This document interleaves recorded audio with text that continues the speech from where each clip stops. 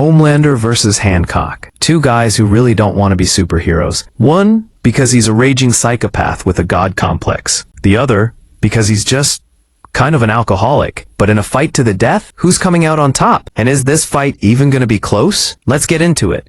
Hey, before we start, please subscribe. I'm trying to reach 350 subscribers. It takes so much effort to make a character analysis video. So let's get into it. Starting with Homelander. First things first, the guy is unhinged. Truly, fully off the rails.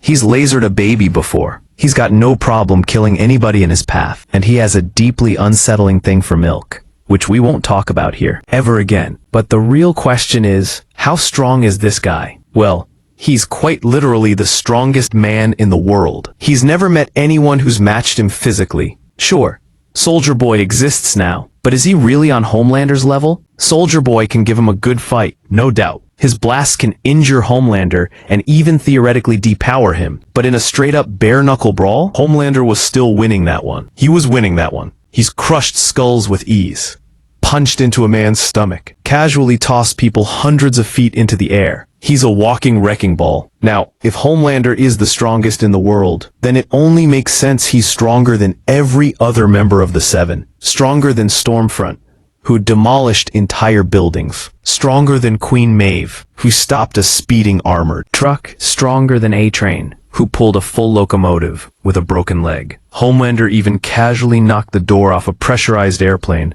mid-flight. But weirdly enough, he said he couldn't save that hijacked plane. So he kind of let it crash, killing everyone on board. That suggests he's either not strong enough to carry something that big while flying, or more likely, the plane's structure was too fragile, and he would have just crushed it trying. Either way, not a great look. Bottom line, Homelander is powerful. But now let's talk durability. Here's the thing, it's hard to say how durable he really is. He's bulletproof.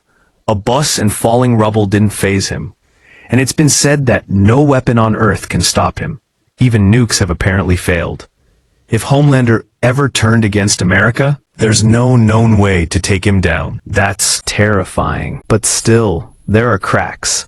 Soldier Boy landed good hits, gave him actual bruises. Queen Maeve stabbed him, right in the ear. Little deeper, and that's game over. Even Stormfront tossed him around, though that was more a different kind of rough. Plus, Homelander doesn't have many true durability feats. He's more of a glass cannon with a god complex. Same goes for his speed. He flies fast. We've seen Mach speeds, even Mach 5. But in a fight, he rarely shows high-speed combat, maybe once or twice. What he does do all the time is spam his heat vision. Just absolute chaos. He melts people, vaporizes flesh, slices through bone. One glance, and boom. He's used it on supers, and they go flying. No finesse, just rage.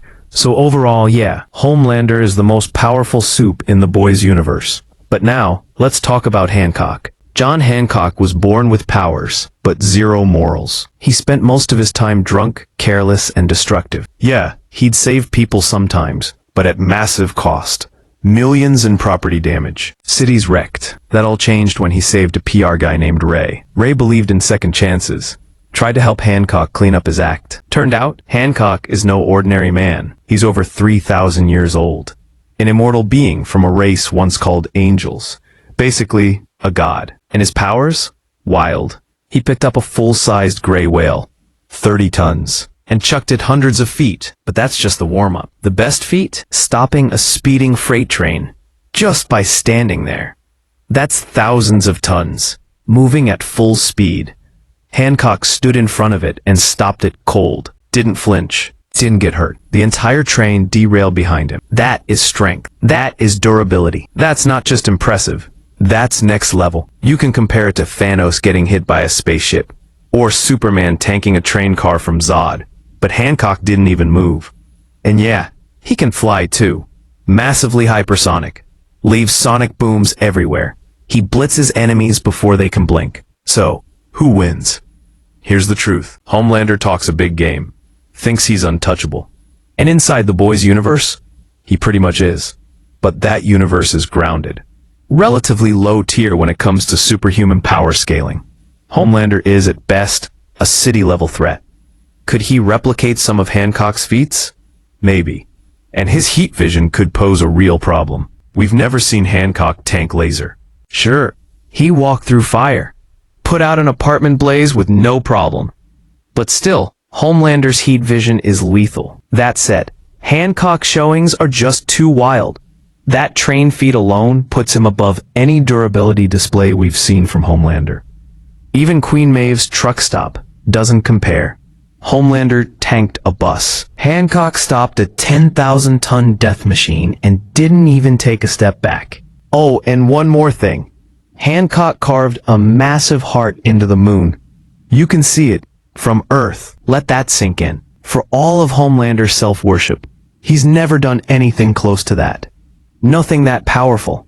Nothing that effortless. So who wins? Hancock, by a landslide. He outclasses Homelander in every way. Strength, durability, speed, experience. Homelander might rule Vought, but Hancock? He could rule planets. But what do you think? Let me know down in the comments. I know this one's gonna stir up some debates. If you made it this far, thank you so much for watching. Seriously, it means a lot. And hey, I'm grinding to reach 1,000 subscribers. These character analysis videos take a ton of time and research. If you liked this one, hit that sub button. More banger fights coming every week. See you in the next one.